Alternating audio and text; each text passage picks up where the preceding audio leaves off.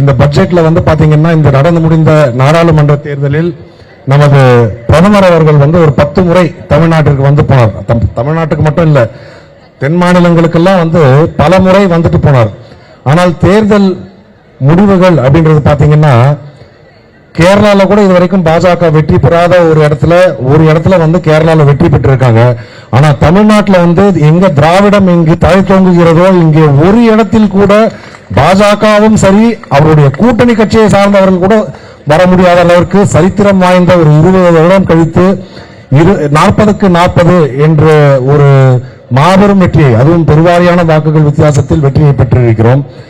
இதை பொறுத்துக் கொள்ள முடியாதவர்கள் இன்றைக்கு வந்து பாத்தீங்கன்னா பாஜக என்பது ஒரு மைனாரிட்டி கவர்மெண்ட். அவர்களுக்கு வந்து ஒரு பெரும்பான்மை இல்லாமல் 240 பாராளுமன்ற உறுப்பினர்களை மட்டுமே வைத்திருந்து இதுல வந்து பாத்தீங்கன்னா யூபி தான் அவங்களுக்கு வந்து எங்களுடைய, அதாவது இது எங்கள் நிலம் அப்படின்னு சொல்லிட்டு இருந்த இடத்துல ஒரு மாபெரும் தோல்வியை தழுவி இருக்கிறார்கள். அதன் பிறகு இப்ப போடப்பட்டிருக்கும் பட்ஜெட்ல வந்து பாத்தீங்கன்னா தென் மாநிலங்கள் குறிப்பாக தமிழ்நாடு வஞ்சிக்கப்பட்டதை போலவே மகாராஷ்டிரா எல்லாத்தையுமே வஞ்சிச்சிருக்காங்க.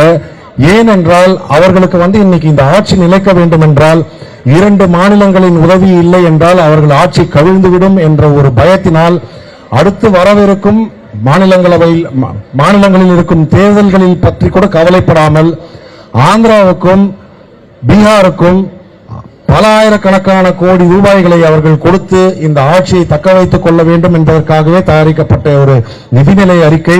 இதை அனைத்து எதிர்க்கட்சிகளும், சில பிஜேபி ஆட்சியில் இருப்பவர்கள் கூட இதை எதிர்க்கிறார்கள்.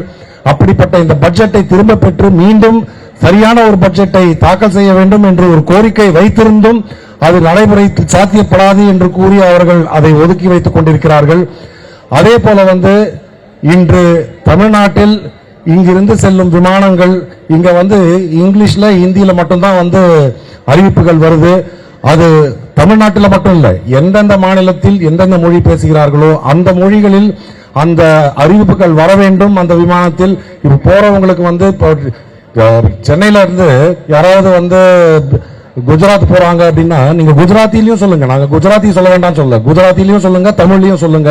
அது மாதிரி ஒவ்வொரு மாநிலத்திற்குமான அந்த மாநில சுய உரிமை என்பதுதான் திராவிட முன்னேற்ற கழகத்தின் கோட்பாடு. அதை மதித்து நீங்கள் மாநிலத்திற்கான உரிமையை கொடுங்கள் என்பதை தான் கேட்டுக்கொண்டிருக்கிறோம். அந்த வகையில் தமிழ்நாட்டிற்கு தேவையான நிதியை கொடுக்க வேண்டும். இப்போது நம்ம வில்சன் சார் பேசினப்ப கூட சொன்னாரு, ₹1 கொடுத்தா வந்து நமக்கு 26 பைசா தான் கொடுக்கறாங்கன்றது. இது நீங்க எல்லா மாநிலங்களுக்கும் அது மாதிரி கொடுத்தீங்கன்னா பரவாயில்ல. நீங்க ஆனா பீகார்ல வந்து ₹1 கொடுத்தா ₹9 கொடுக்குறீங்க, உத்தரப்பிரதேஷ்ல ₹1 கொடுத்தா ₹3 கொடுக்குறீங்க. ஆனா தென் மாநிலங்கள்ல தமிழ்நாட்டில் ₹1 கொடுத்தா 26 பைசா கொடுக்குறீங்க, கர்நாடகாவுக்கு ₹1 கொடுத்தா 16 பைசா கொடுக்குறீங்க. இது மாதிரி தென் மாநிலங்களை வஞ்சிக்கும் இந்த ஒன்றிய அரசாங்கத்தை கண்டித்து நடக்கும் இந்த மாபெரும் ஆர்ப்பாட்டம் வெற்றி பெற வேண்டும் என்று கூறி விடைபெறுகிறேன். நன்றி, வணக்கம்.